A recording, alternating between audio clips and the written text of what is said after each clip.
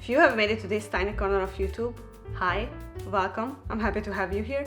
My name is Andi, I'm a chaotic reader, and today I want to talk about all the books that I read recently, the good ones, the not so good ones, and also the DNFs.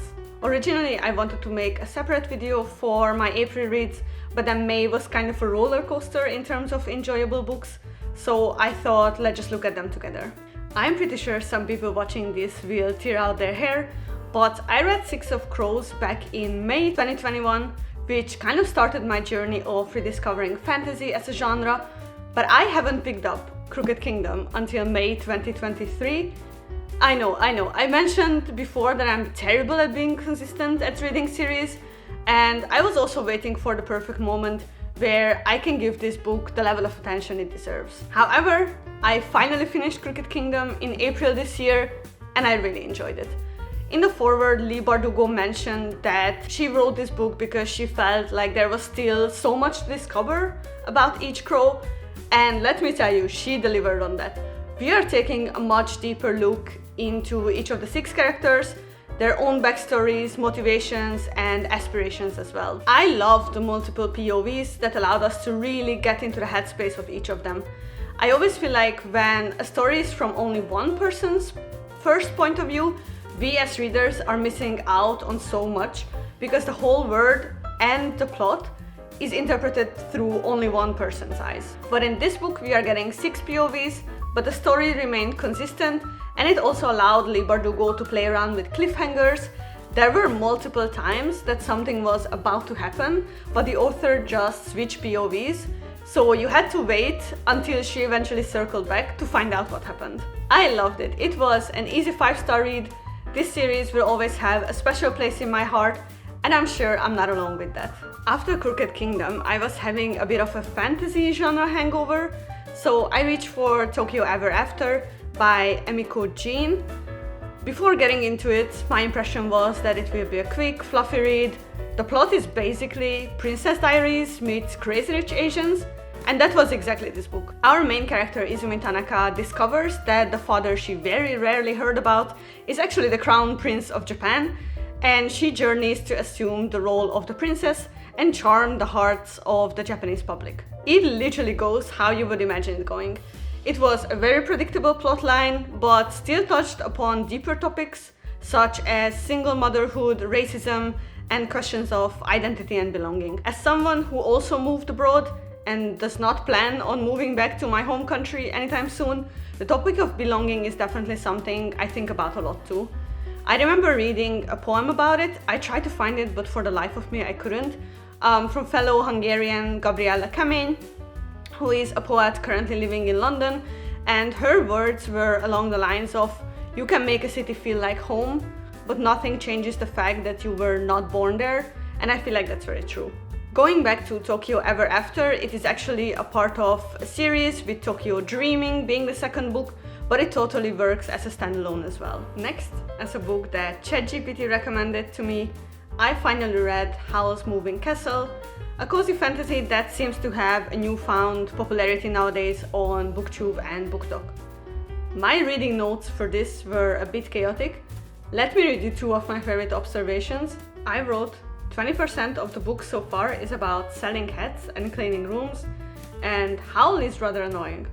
Do you share these opinions? You could tell that the book was middle grade, but it was enjoyable nonetheless, especially since, similarly to Miyazaki's movie, spoiler alert, Sophie gets hit by a curse that makes her age to an old woman, and her tone of voice changes as well, which was interesting to read. The novel was first published in 1986, and that, with the combination of the book being geared more toward middle grade audiences, made the storytelling experience a lot different for me than what I'm usually used to. How do I explain this? I felt like where it was most obvious were the antagonists. Nowadays we are so used to getting elaborate villain backstories, or even going to the point where we as readers are kind of rooting for the villain or agree with them on some principles. By contrast, in Howl's Moving Castle, the antagonists were more the classic type, where their actions were rather straightforward and you did not get a lot of complexity on their end, but they are evil, so they got punished. It's interesting to see how villain depictions shifted in the last decades, also between genres. even going to the point where the villains are the main characters of book nowadays, mostly in the YA genre. Next to Howl's Moving Castle, which was more on the light and low stakes side, I started reading I Want to Die, but I also want to eat Tteokbokki. This is essentially a recording of the therapy sessions that the young social media director has with her psychologist, along with some commentary from herself. The author starts the book with saying that she hopes that some other people might be dealing with something similar, and this book can show them that they are not alone in their struggles, basically. I DNF'd it at 56 pages, which is around 30% of this book. Not because of the struggles that she shared, but because the psychiatrist was horrible. I'm not sure if eventually it turns out that she overcame her struggles despite the psychiatrists being bad at their job, or is it just really the state of the mental health industry in South Korea? But I was shocked by how the therapist behaved. It got to the point where I started tabbing the shocking parts, like on page 8, where basically after 5 minutes of talking, the psychiatrist diagnoses her as having codependent tendencies. Or for example, on page 57, which I think was the last drop for me, the psychiatrist says, "Don't think about the future too much. Your anxiety can become a burden to others." Like, how can a mental health expert say something like this to a patient who turns to her to share her struggles? Like, it was just baffling for me.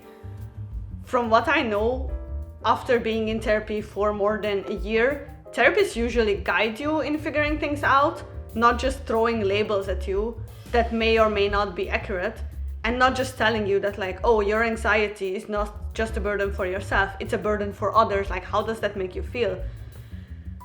I had this conversation with my fiance after putting down this book and raging to him about it. And he said that what if the end will actually be that the woman worked through her struggles despite the mental health expert in the book being depicted as horrible? But I don't think that's the case. So I had to DNF this book at around 30%. Let me know in the comments what you guys think, because I know that some people love this book. So I'm really curious if it's just me who saw the psychiatrist as bad at their job, basically. I feel like I mentioned like multiple times that I'm going to talk about this book series in detail, and finally I'm doing it. After the disappointment of DNFing a book, I was looking for something immersive but quick, and I reached for Once Upon a Broken Heart by Stephanie Garber. I haven't read the Caravel series as mentioned in my previous videos, but that didn't stop me from fully enjoying this dark, fairy tale-esque world. As a main character, we have Evangeline Fox, a hopelessly romantic woman who turns to one of the Fates, Jax, who is also known as the Prince of Hearts, when she learns that the love of her life is set to marry someone else, and strikes a deal with him. This sets off the entire plot. There are curses, prophecies, hidden motivations, and some beautifully done yearning. For this as well, I can share some of my notes. Basically, I wrote, "There is an alarming amount of apple dropping every time Evangeline and Jax meet so far." Second, summary, Evangeline makes a decision that she hasn't thought through. And my personal favorite, I have no idea where the plot is going. So that sums up my reading experience pretty well, I think. When I tell you, I inhaled this book. There are short chapters and it's easy to keep up. The pacing is fast, but just right. If you dislike books where the main character has little to no agency, don't pick up this one.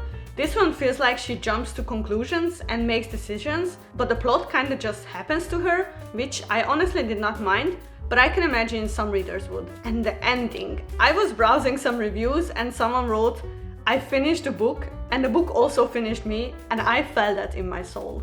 This never happens with me, but I immediately picked up the sequel and finished it in like 3 days over the weekend. I already loved the first book, but the second book was even better in my opinion, just like how I mentioned in my video about rating book series.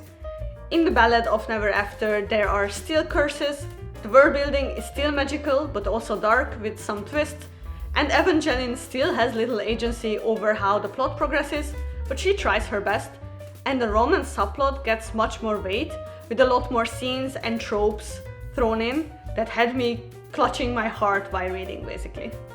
The ending was masterful again, and such a huge cliffhanger. I cannot wait until the last part of the trilogy is out in August. My camera just ran out of battery, so it's a little bit later. And let's pretend that like the background is consistent, and also the lighting is a little bit wacky today because the sun keeps appearing and disappearing. So let's just all pretend that everything is consistent in this video. Thank you. Somehow it seemed that both April and May were such good reading months for me, but I still had 2 books to DNF. The second one was also a ChatGPT recommendation that seemed like it would surely suit my taste. It is a mystery plot set in historical Korea, but it fell short. I put it down around 50%, but I gave up on it mentally around 30%, and I caught myself zoning out while reading, which is never a good sign for me. Unfortunately, this was neither suspenseful nor richly atmospheric as the blurb claims it. Instead, I oftentimes forgot that we were, I think, in 14th century Korea, if not for the sometimes random descriptions of things that reminded the reader that, oh, this is not set in modern age. It felt like the research was not done right because there were no interesting details that indicated that the authors spent their time researching this historical time, the customs, the way of speaking, and in general the way of living.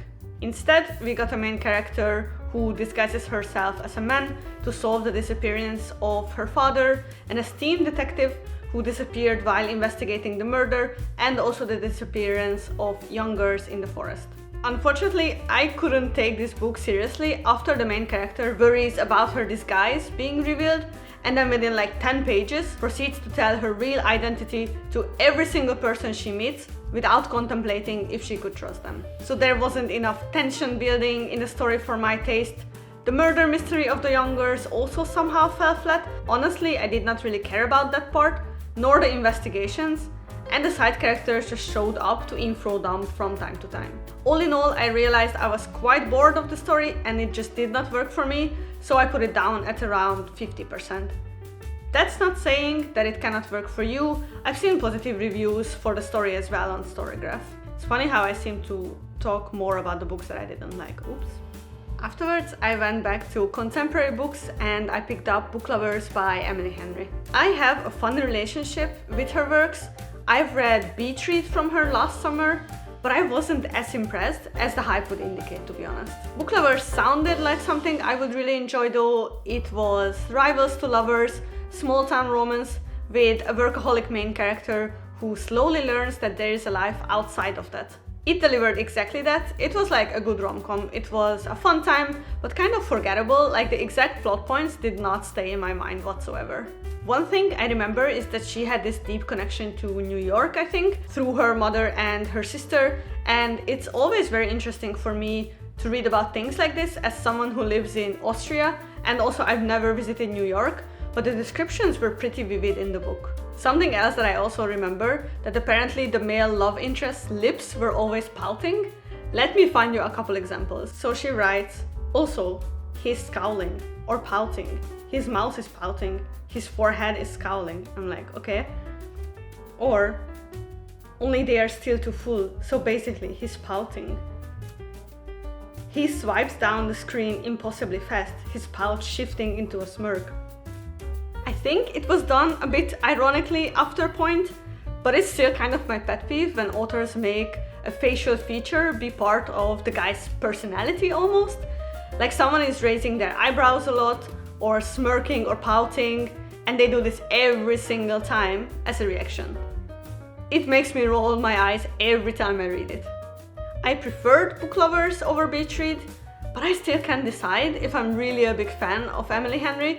Maybe I should pick up her latest book, Happy Place. Have any of you read Happy Place? What do you think of it? Write to me in the comments below if you would recommend it, or even if you wouldn't. I'm really curious. These 2 months were a bit of 180 turns when it comes to books I've read after each other. For example, after Book Lovers, I've turned to Wishes by V.E. Schwab. I picked up this copy from Barnes & Noble back when we visited Miami in January for a holiday, and finally it felt like the right time to dive into it. Wishes is part of the Villain series, and it follows Victor and Ellie, 2 college roommates who share the same ambition and interest in people they call extraordinary, or EO for short, people who had near-death experiences but came back from it with some supernatural abilities that seem to be related to how they almost died. This already sounded really cool, but the story actually happens on two timelines. One is during their college years and what happened there, and the second one is 10 years later, where Victor breaks out of the prison and hunts Ellie down, basically. I had a good time with this double timeline because even though you know where the story is going, the details got revealed one by one, and that made it exciting and a real page-turner. The atmosphere was similar to a comic book world or a superhero movie, with actually the villains being the center figures, and there were a couple interesting dynamics there. For example, Victor's dynamic with an EO child that he took in. I just realized EO and CEO share the same letters. This would be categorized as fantasy, but I felt like mostly in fantasy, the environment is described to set the scene for the characters, but here the characters make the environment. I also find it unique to invite religion into the conversation and have one of the characters use it as a justification for their actions. It gave them a logic for their motivation, and that is not often found in fantasy, I feel like. I've enjoyed the dual POVs. Both of their headspaces are real messed up because they both feel like they do the right thing, even when it's morally wrong for the reader, but in their world, it's almost easy to agree with their decisions. There is a second part, Vengeful, in the Villain series that I plan to pick up as well, but maybe more toward the end of the year, when the gloomy weather is more suited toward the atmosphere of the series. Next, in May, I went back to my origins and read the romantasy from Kindle Unlimited that has taken the book social media world by storm. It was The Serpent and the Wings of Night.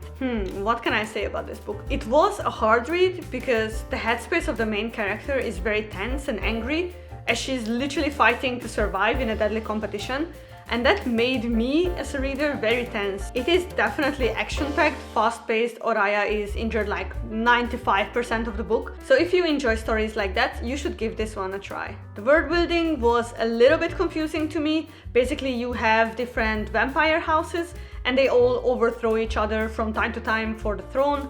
The easiest way of doing this is winning the Kejari, which is a legendary tournament held by the goddess of death.